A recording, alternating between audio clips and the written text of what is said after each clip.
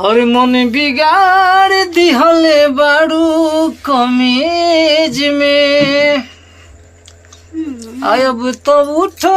ता दर्दिया हई करेज में आहे करेज में ना उठेला का है एमन प्यार उठेला में प्यार उठेला कर में खाला तुम खाली चटवा ला काट के खाला के खाई देखा लंबा वाला मिठाई खा जाएंगे खत्म हो जाएगा चाटेंगे तो जिंदगी भर चाटते रहेंगे मतलब एक दो घंटे में 2-4 दिन में सो जाएगा लंबा लंबा मिठाई छेनाइल बा हमरा घर हमरो लंका मिठाई खाला अल्लाह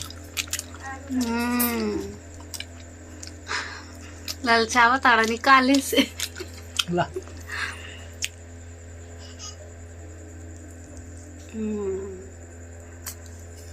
मुँह तो भर गई। अब पता बा का के खुशी मिठाई खिया तारा का के